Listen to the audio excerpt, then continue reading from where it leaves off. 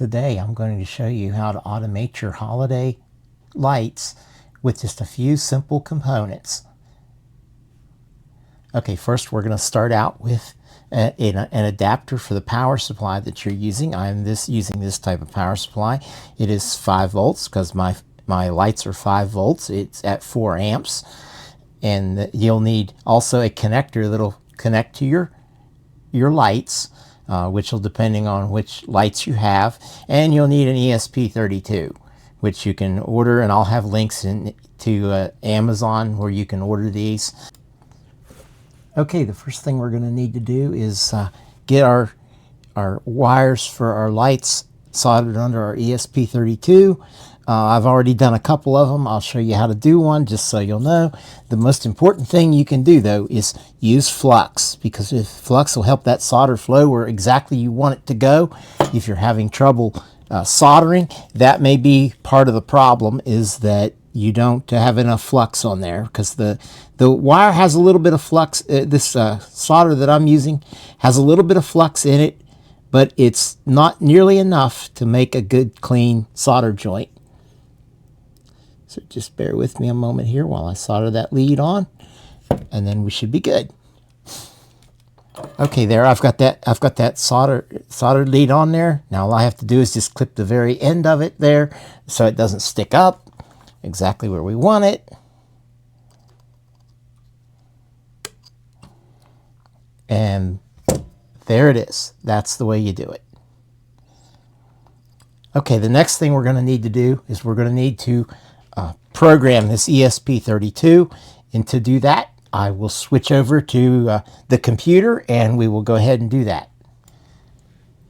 Okay, the first thing we're going to need to do is install WLED on our ESP32, and in order to do that you'll need to go to install.wled.me, and I'll have a link for this in the description.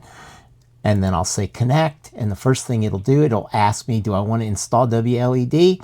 I'll say install WLED. It says all data on that device will be deleted, which I'm fine with. So I'm going to say install, and then it will run through the installer. It says it'll take 2 minutes to install that.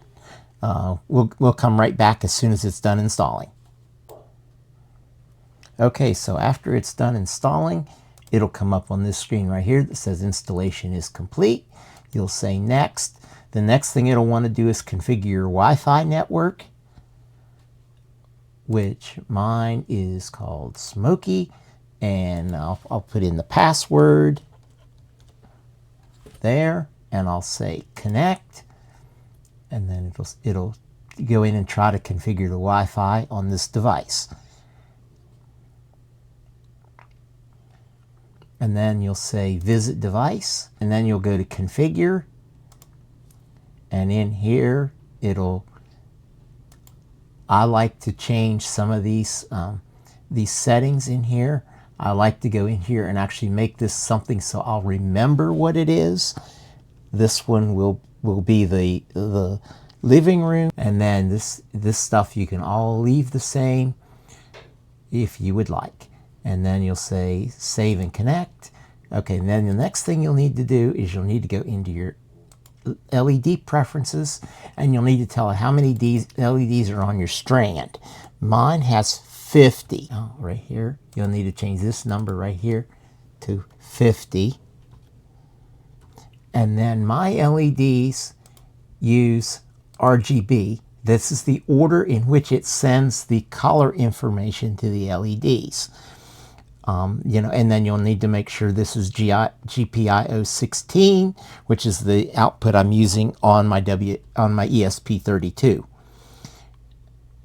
And then you can just ignore the rest of that stuff, and you'll click save, and then you'll go to, I like to set the time on these things. Okay, the other thing that you'll need to do is check this box that says get time from NTP server. Now when you save it, it'll come back and have the correct time in there, which is what it is today. Okay, here we have our ESP32 right here. I've already plugged it into our lights.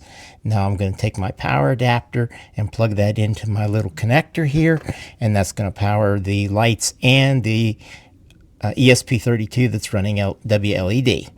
Now when the ESP32 boots, it's going to turn the lights to orange. And now we'll go back and we'll configure Home Assistant to change the effects. Okay, so here we are in Home Assistant. As you can see, my WLED has already been configured. If yours doesn't show up in here, you can go to Settings, Devices, Add Integration, and then you'll type in WLED.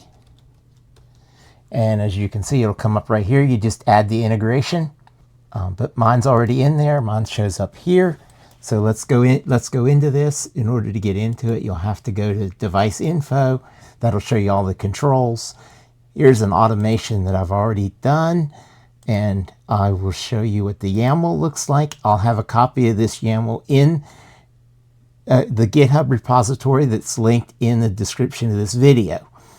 Here are the 7 effects that I want to use for my holiday lights right here. You can add and remove these or add to them as you wish. There is a list on the WLED GitHub that tells you what effects you can choose from.